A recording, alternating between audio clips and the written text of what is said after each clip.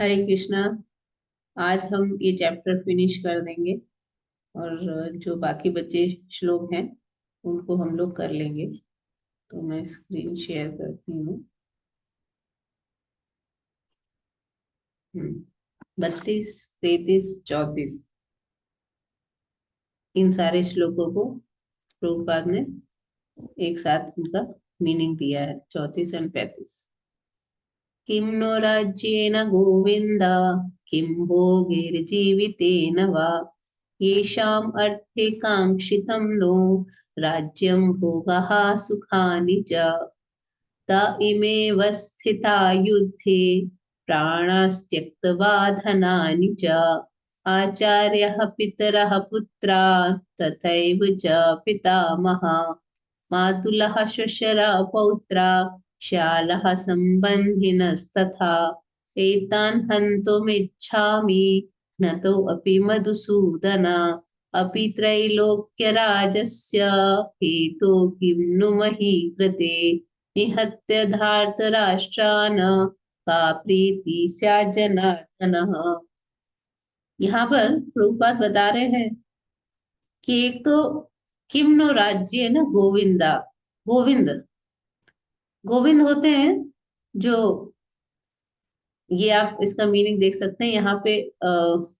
अर्जुन कह रहे हैं कि क्या फायदा इस राज्य से, सुख से, इस जीवन से क्या लाभ, क्योंकि जिनके लिए हम चाहते हैं वो तो यहाँ खड़े हैं। क्या होता क्या है कि अगर आपको कोई अच्छी चीज मिलती है, मान लो अगर आप कहीं बाहर गए, कहीं पार्टी में, आपको लगेगा अरे मैं तो बहुत इंजॉय कर रहा हूँ, तो आप अपने घर वालों को वीडियो कॉल करके दिखाओ कि देखो मैं यहाँ कितना एंजॉय कर रहा हूँ, क्योंकि आपको पता है वो लोग खुश होंगे। हम अपनी खुशी को बांटना चाहते हैं। अगर कोई है ही नहीं तो किसके साथ बांटेंगे।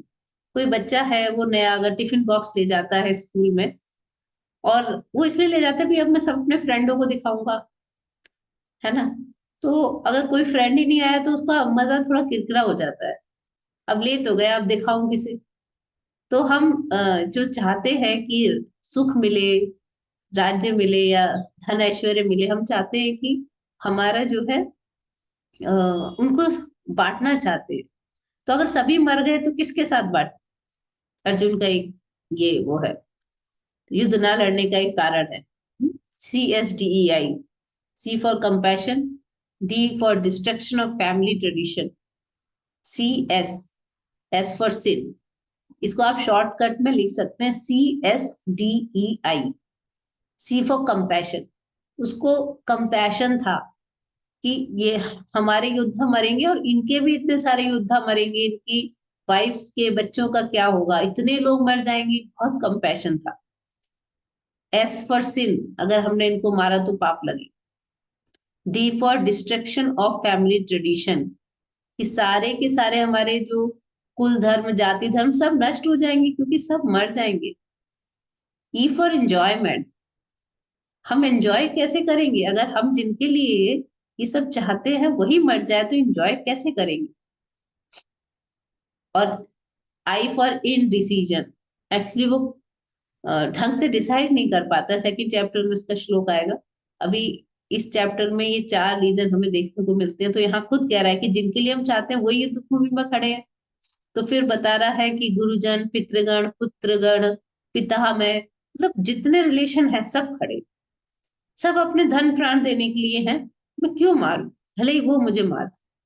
कहता है मुझे तीनों लोग ही क्यों ना मिल जाएं, अरे इस पृथ्वी की बात तो छोड़ो, तो भी मैंने नहीं मारा। हमें क्या प्रसन्नता होगी धृतराष्ट्र के पुत्रों को मार। तो यहाँ पर प्रभुपाद ने पहले बताया कि गोविंद शब्द का यूज किया है क्योंकि भगवान जो है इंद्रियों और गांव, गौ का अर्थ इंद्रिया भी होता है, गौ का अर्थ, गो का अर्थ गाय भी होता है। तो दोनों को प्रसन्नता देने वाले।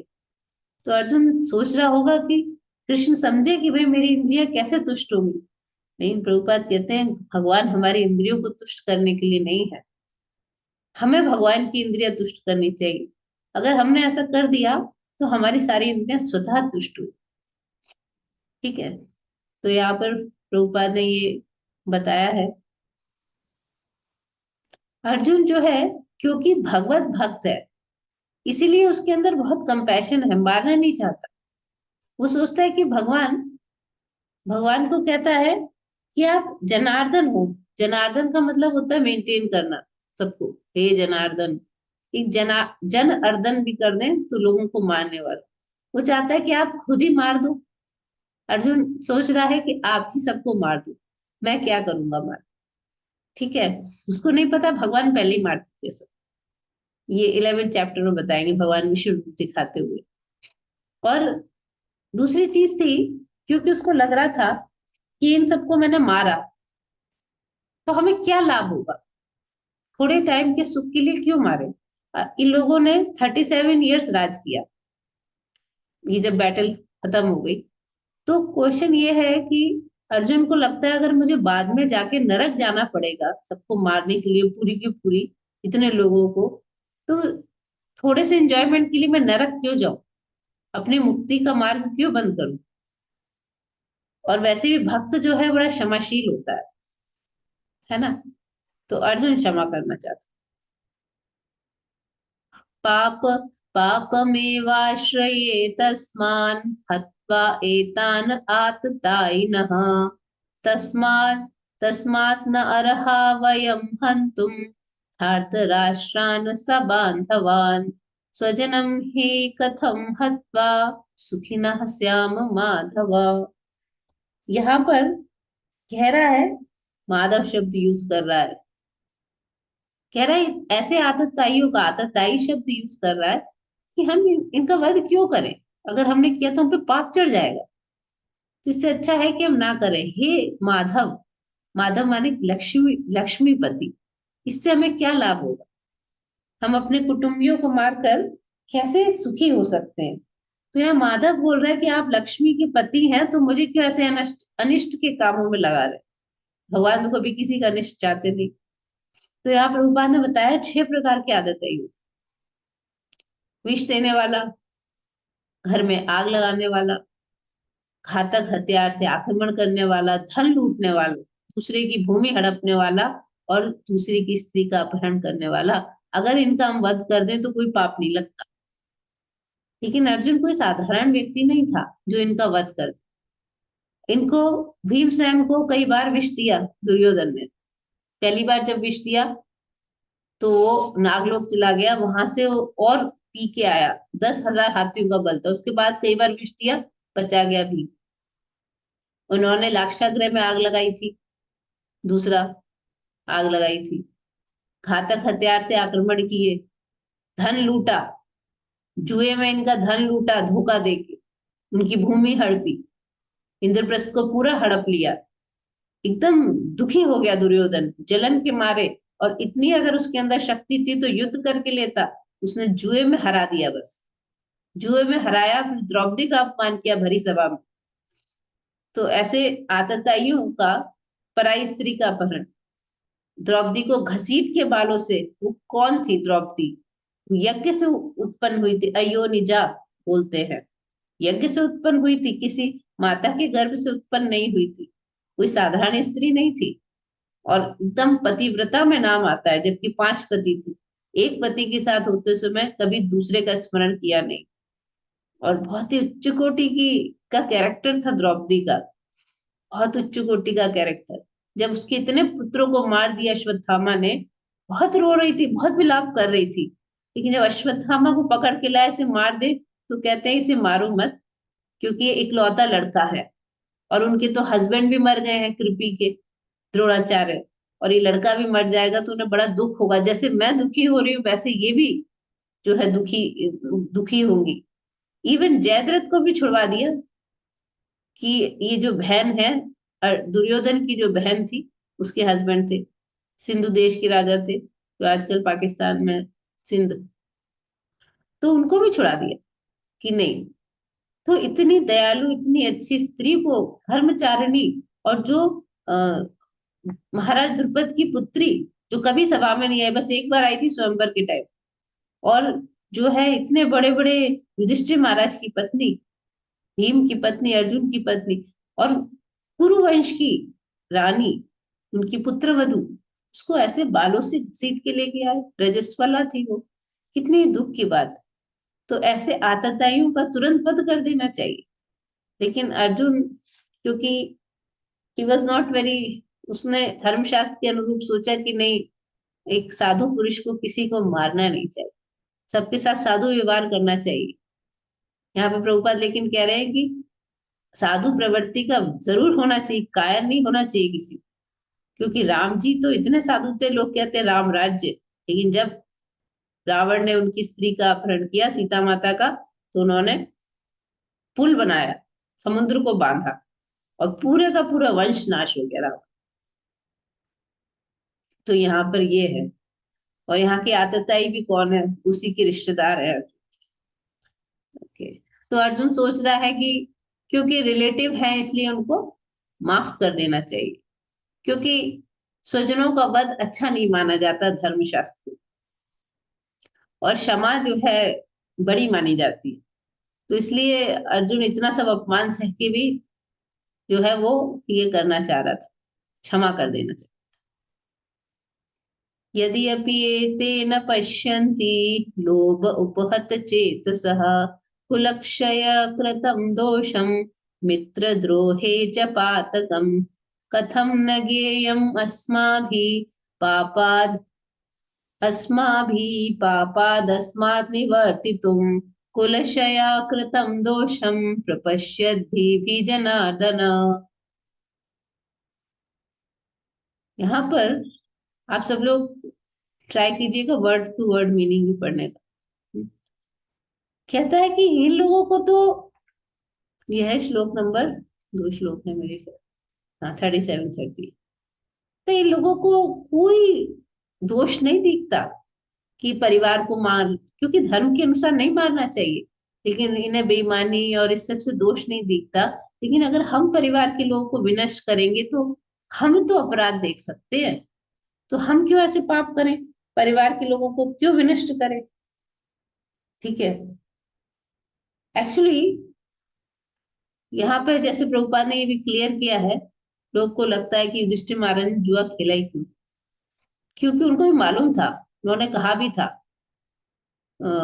आप लोग सब, हमारे संग प्रॉब्लम क्या है कि हमारे यहाँ ये समझा दिया गया है कि अगर आपके घर में महाभारत होगी तो आपके घर में बहुत लड़ाई होगी, महाभारत मतलब, इसीलिए इतने डाउट्स सबके दिमाग में आ गए। क्योंकि अगर कोई महाभारत पढ़ेगा, मेरे घर में महाभारत है, कोई झगड़ा नहीं होता, तो मैं पढ़ती भी हूँ। तो महाभारत गीता प्रेस की एक संक्षिप्त आती है, 2 किताबें होती है। तो कहने का अर्थ यह है कि अगर हम नहीं पढ़ेंगे तो हमको पता ही नहीं चलेगा कि एक्चुअल में क्या है ना। तो यहाँ पे बताया है प्रभुपाद, देखिए समझा रहे हैं कि, और युधिष्ठिर महाराज ने कहा विदुर से कि ये मुझे बुलाया जरूर है ताऊ जी ने, धृतराष्ट्र ने, लेकिन जो है मतलब जुआ खेलना ठीक नहीं है, लेकिन क्योंकि उन्होंने मुझे आज्ञा दी आ जाओ तो इसलिए मैं जाऊँ, तो इसीलिए वो गए।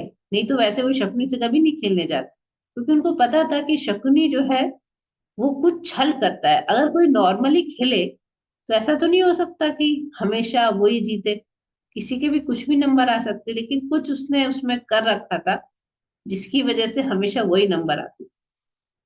ठीक है। तो इसीलिए युधिष्ठिर महाराज गए, और दोबारा भी गए, 2 बार हुआ था, है ना। एक बार में जब सब हार गए तो फिर डर के मारे वापस किया था, तो वापस से गए, वापस से बुलाया, वापस भी गए, जबकि इतना अपमान हो चुका था, है ना। तो इसीलिए अर्जुन को तो पता था। आ, हाँ, यहाँ पे अर्जुन कह रहा है नहीं लड़ू, जबकि उसे बोल रहे हैं कि लड़ो, क्योंकि उसको दिखाई दे रहा है कि पूरा का पूरा वंश नष्ट हो जाएगा, कितने कितने राजा मर जाएंगे, हर देश के राजा मर जाएंगे। तो अगर सब मर गए, तो पूरा अगर सब लोग मर जाएंगे, बड़े बूढ़े मर जाएंगे, तो फिर कैसे कुल परंपरा का आगे बढ़ता है, कैसे चलेगी। कुलक्षये प्रणश्यन्ति कुलधर्मा सनातनः धर्मे नष्टे कुलं कृतस्नम् अधर्मः अभिभवति उत। वो कह रहे हैं कि अगर कुल परंपरा नष्ट हो गई तो बाकी कुल भी अधर्म में प्रवृत्त हो जाएगा। उसका कारण ये है कि घर में जो बड़े बूढ़े होते हैं वो ही आपको ज्ञान देते हैं क्या करना चाहिए क्या नहीं, क्या सही है क्या गलत। लेकिन अगर सभी लोग जो है, अगर यही लोग गलत करेंगे और बड़े लोग बचेंगे नहीं, सब मर जाएंगे, तो जो यंग जनरेशन है उनको कुछ नहीं पता ढंग से क्या करना, तो वो पाप कर्म करेगी। स्त्रियां भी पाप कर्म करेंगी। तो यहाँ पर यही समझा रहे हैं प्रभुपाद। तो सारी परंपराएं नष्ट हो जाएंगी। अधर्म अभिभवात् तृष्णा प्रदुष्यन्ति कुल स्त्रियः स्त्रीषु दुष्टाशु वार्ष्णेय जायते वर्णशंकरा। अब स्त्री बहुत इंपॉर्टेंट है, क्योंकि वो ही कुल को बढ़ाती है। तो अगर कुल की स्त्रियां दूषित हो गई, क्योंकि जब अधर्म हो जाएगा तो कुल की स्त्रियां भी मिलके खुला हो जाएगा सब, तो वर्ण संकर अवांछित संतानें उत्पन्न होंगी। अवांछित संतानें होंगी और व्यभिचार बढ़ेगा। जैसे आजकल लिव इन हो रहा है, तो उनसे जो बच्चे हो रहे हैं वो क्या, उनके अंदर नॉलेज कुछ नहीं है। और इस प्रकार से तो पूरा पृथ्वी पे बर्डन बढ़ रहा है। ऐसे बच्चे ना खुद खुश है ना दूसरों को खुश रहने दो, है ना। तो अच्छी संतान के लिए एक स्त्री का सतीत्व बहुत इंपॉर्टेंट है, उसकी निष्ठा बहुत इंपॉर्टेंट है। लेकिन अगर सभी चले गए, मर गए, इसमें लिखा है साफ साफ रूपपाद ने, जैसे बालक सरलता से कुमार्गामी हो जाता है। जो छोटे बच्चा होता है उसको बहुत नॉलेज नहीं होती, उसको कहेगा बेटा हम खेलेंगे खेलेंगे, तो वो पढ़ाई लिखाई छोड़ के खेलता ही रहेगा पूरा। वो इतना अपना भला नहीं समझ पाता। उसी प्रकार स्त्रियों का भी जो नेचर होता है, बाय नेचर है लेडीज का, वो भी बहुत जल्दी गिर जाता है। इसीलिए बताया है कि विभिन्न विभिन्न शादी हो गई, बहुत सारे उत्सव होते रहते हैं, उसमें अपना बिजी रहती है, कभी रंगोली डाल रही है, कभी कुछ है। तो उससे क्या होगा कि जरूरी है कि उनको प्रोटेक्शन मिले। जैसे हम बच्चों को प्रोटेक्ट करते हैं, वैसे ही स्त्रियों को भी प्रोटेक्ट करना जरूरी है। This is not movement for कि हम जो है फ्री हो गए। फ्री कुछ नहीं होता है, एक्सप्लॉइटेशन होता है। अगर कोई फ्री होके रहना चाहता है तो वो एक्सप्लॉइट ही होगा। तो यहाँ पर प्रभुपाद ये समझाना चाह रहे हैं कि स्त्रियों का जो प्रोटेक्शन बहुत जरूरी है, क्योंकि उनके जैसे उनके विचार होंगे वैसे बच्चे में भी आ जाएगा। तो फिर बच्चे भी अच्छे पैदा नहीं होंगे, अच्छी क्वालिटी के बच्चे, जिनका जो है लेवल बहुत हाई हो, थिंकिंग, है ना। तो इसीलिए यहाँ पर प्रभुपाद ने सब बातें बताई हैं कि आप स्वतंत्र रूप से स्त्री पुरुष मिलोगे, विदाउट मैरिज आपके बच्चे हो जाएंगे। तो ये सब निठल्ले लोग समाज में बढ़ेंगे, तो युद्ध और महामारी का संकट छा जाता है। ये सब इसीलिए होता है। संकरो नरकायैव कुलघ्नानाम कुलस्य च पतन्ति पितरो हि येषां लुप्त पिंडोदक क्रिया। यहाँ पे यही बता रहे हैं अर्जुन कि जो पिंड और उदक पानी देने की जो क्रिया है वो नष्ट हो जाती है। क्योंकि जो बच्चे हैं वर्ण संकर होते हैं, तो वो कुल की परंपराओं का पालन नहीं करते। तो फिर वो जैसे जल देना और पिंड दान करना वो नहीं करेंगे। तो ऐसे कुल के पुरखे गिर जाते हैं, उनको कुछ नहीं मिलता है। तो यहाँ पे प्रभुपाद बता रहे हैं कि देना चाहिए।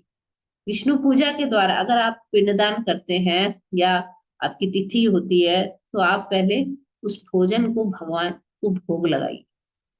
भोग लगाने के बाद पितरों को देने से जो भगवान का दिया भोजन है, आगे हम पढ़ेंगे तीसरे चैप्टर में, कि भगवान को दिया भोजन खाने से सारे पाप नष्ट हो जाते हैं। और जो बिना भगवान को दिए खाता है उसके पाप बढ़ जाते हैं। इसीलिए अगर हम पितरों को भी भगवान का उच्चिष्ट देंगे, प्रसाद देंगे, पहले भगवान को तुलसी पत्ता डाल के ऑफर कीजिए, फिर पितरों को दीजिए, जिनको जिमा रहे हैं उनको दीजिए, तो उनको उससे बहुत फायदा हो, आपके पितरों, है ना। कभी कभी कोई कुछ पितर ऐसे होते हैं जो मर गए होते हैं, हमारे पूर्वज, वो कभी प्रेत योनि में होते हैं। तो अगर जब वो भगवान का प्रसाद उन्हें दिया जाएगा तो वो मुक्त हो सकते हैं, ठीक है। तो उनका उद्धार हो सकता है दुखमय योनि से। लेकिन भक्ति करने से मनुष्य सैकड़ों उनको उद्धार कर सकता है। जो भक्त, एक अगर अच्छा भक्त पैदा हो गया तो आपको जो है कई पीढ़ियां की पीढ़ियां मुक्त हो जाती। लेकिन जब तक अभी हम उस लेवल पे नहीं है, हमें कुल परंपरा करनी चाहिए, लेकिन भगवान को भोग लगाते। तो यहाँ एक भागवत का श्लोक प्रभुपाद ने कोट किया है, देवर्षि भूताप्त नृणाम पितृणाम न किंकरो नायम ऋणी च राजन सर्वात्मना य शरणम शरणम शरण्यम गतो मुकुंदम परिहृत्य कर्तव्य। 4 प्रकार के ऋण होते हैं, देव ऋण, ऋषि ऋण, पितृ ऋण, भूत ऋण। तो लिखा है कि अगर कोई मुकुंद के चरणों की शरण ग्रहण कर लेता है, सारे प्रकार के ऋणों से मुक्त हो जाता है। जैसे एक मनुष्य पैदा होता है, उस पर 4 ऋण चढ़ जाते हैं। ठीक है। दोषैरैते कुलघ्नानां वर्णसंकरकारके उत्साद्यन्ते जाति धर्मा कुल धर्माश्च शाश्वतः। तो यहाँ पर ये बता रहे हैं कि कुल परंपरा को अगर कोई करेगा तो सारे जाति धर्म कुल धर्म नष्ट हो जाएंगे, क्योंकि कोई बचेगा ही नहीं बताने के लिए, बड़े बूढ़े तो मर जाएंगे, है ना। तो इसीलिए कुव्यवस्था फैल जाएगी समाज। मोक्ष की प्राप्ति के लिए जो नियम थे सब भूल जाएंगे। वर्णाश्रम धर्म। उत्सन्न कुल धर्माणाम मनुष्याणाम जनार्दन नरके नियतम वासो भवति इति अनुशुश्रूषुम। यहाँ पे बोला है कि मैंने गुरु परंपरा से सुना है कि जो लोग गुरु कुल परंपरा को नष्ट करते हैं वो नरक में निवास करते हैं। देखिए अर्जुन का जो वो है, हमें भी गुरु परंपरा से सुन के ही अपने निजी अनुभव पे कोई बात नहीं बोलनी चाहिए। मुझे ऐसा लगता है शायद ये जो बहुत ज्ञानी है, शास्त्रों का ज्ञान है, भगवान का भक्त है, उसने भी किसी से सुना है जो वैसा ही था, उसको परंपरा कहते हैं। तो परंपरा से जो ज्ञान प्राप्त करता है वो सही ज्ञान है ना। तो यहाँ पे यही अर्जुन बता रहे हैं। ये श्लोक मैंने दिया था याद कीजिए। अहो बद महत् पापम कर्तुम व्यवसिता वयम यद राज्य सुख लोभेन हंतुम स्वजनम उद्यता। ये तो कितने आश्चर्य की बात है। हम इतना भयानक पाप करने के लिए क्यों तुल गए, राज्य और सुख के लोभ के लिए। कितने दुख की बात है। वो बहुत कह रहे हैं कि इतिहास में इतने एग्जाम्पल है, लोगों ने अपने सगे माँ बाप भाई बहन का भी मारने से कतराया नहीं, कतरा मार दिया क्योंकि राज्य चाहिए। अर्जुन लेकिन ऐसा भक्त नहीं है, कहता है राज्य सुख के लोभ के लिए हमें ने क्यों मारे। यदि माम प्रतीकारम अशस्त्रम शस्त्र पाणयः धार्तराष्ट्रां रणे हन्युम तन्मे क्षेमतरम भवेत्। अब अर्जुन कह रहा है कि मैं तो नहीं लड़ रहा, मैं निहत्था हो जाता हूँ, अब ये मुझे मार दे। धार्तराष्ट्र माने धृतराष्ट्र के पुत्र, तो मेरे लिए बड़ा श्रेष्ठकर है। क्या है कि वो भीख नहीं मांगते। जब एक बार भीम से द्रौपदी ने कहा कि ये जो पुष्प कहाँ से आया, ये कमल का, मुझे ऐसा चाहिए, है ना, कई सारे पुष्प मंगाई, तो वो ढूंढते ढूंढते गया तो कुबेर के गार्डन में पहुंचा। तो वहां पे यक्ष राक्षस वहां पे वो करते थे उन फूलों की रक्षा। तो जैसे ही जाने लगा उन्होंने सावधान किया कि आप पहले परमिशन लेके आओ, उनसे मांगो, वो देंगे तब आप जाके तोड़ सकते। तो भीम कहता है कि क्षत्रिय किसी से भीख नहीं मांगता, और फिर उसने सबको हराया और फिर लेके गया वहां से। तो अगर अर्जुन को राज्य नहीं मिला तो फिर भीख ही तो मांग के रहना पड़ेगा, क्योंकि क्षत्रिय या तो जो है राज्य को चलाता है और टैक्स लेता है, उससे अपना खर्चा निकालता। तो फिर उसने सोचा इससे अच्छा मर ही जाओ। नहीं तो वैसे भीख भीख भी मांगने को तैयार है, अगले चैप्टर में हम देखेंगे। लेकिन वो मारना नहीं चाहता है कि नहीं, उसको लगता है कि हमें पाप लगेगा। लेकिन एक्चुअली वो बहुत दयालु है, कितना कितना वो किया। प्रभुपाद लिख रहे हैं कि दयालुता का लक्षण है, क्योंकि भगवान का महान भक्त होने से मन में किसी के प्रति बहुत बैर नहीं रह जाता, भले ही किसी ने हमारे संग कितना भी बुरा किया हो। वो उत्तम भक्त के लक्षण हो। लास्ट श्लोक इस चैप्टर का। संजय उवाच एव मुक्ता अर्जुन संख्ये रथोपस्थ उपविशत् विसृज्य स शरं चापं शोक संविघ्न मानसा। तो अर्जुन ने क्या किया, अपना धनुष बाण रख दिया, दूर हटा दिया और बोला कि युद्ध नहीं करूंगा, और शोक संतप्त होकर रथ पर बैठ गया।